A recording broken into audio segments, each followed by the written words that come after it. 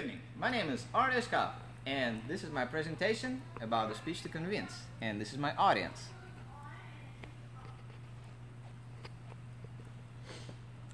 I'm going to tell you something that Andrew Carnegie once said. He is also Napoleon Hill's mentor. He has said that the things you speak of, firstly, you have to earn the right to speak of them. What I think he meant by that is that you have to have experience in that area in order to bring it to somebody on the first-hand basis. Otherwise, the speech would not be trustworthy. It may be good, but the solid ground under that may not be there. We know that the Bible tells us that ye of little faith in several places. What does the Bible mean by that? In several places, Jesus has spoken about the seed of faith, the size of the seed of the mustard, is usually very little, but it can grow into great things. A lot of times people forget about small things because they think that they're not important enough. But I'm going to remind you that the technology in your smartphone is tiny, and yet everybody uses it. Diamonds are small, yet everybody uses them. And money as idea is fairly small, but it's all over the world. So if you take something small and multiply it enough many times, it will grow into something amazing. Some of those small things are your dreams that you have left behind or have put away for whatever reason. But I'm going to challenge you today to check your childhood or maybe your adulthood, and for whatever reason that you have thought that you couldn't, it may be something in gymnastics that for whatever reason might have been unattainable to you or to your daughter. Maybe motivate her with that. Or for you, maybe that drive to certification, saving for something, deciding to restart college, finding new skill, doing something that you keep telling yourself you don't have enough time to. Those are the things that you want, but for whatever reason you decided to put the priority on something else ahead of it. So what I'm going to motivate you to do is to take a small seed, pick a tree, any tree that you like, plant it in the ground, and every day as you water it and as you plant it, tell yourself what it is that wish that you want that should be grown with it, and allow it to remind you about it every day.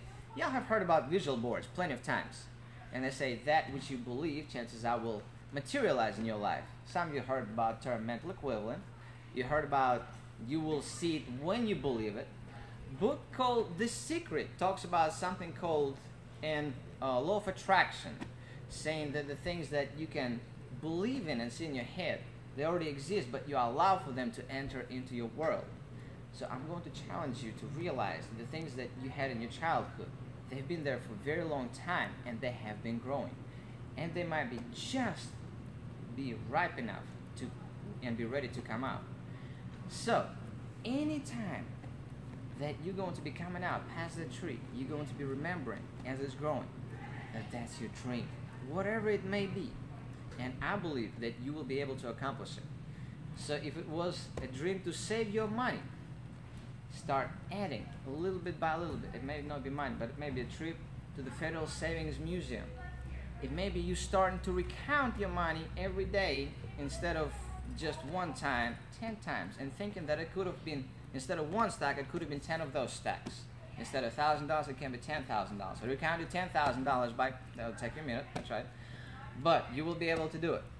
So, talking about money, I'm going to bring it up that everybody believes in them.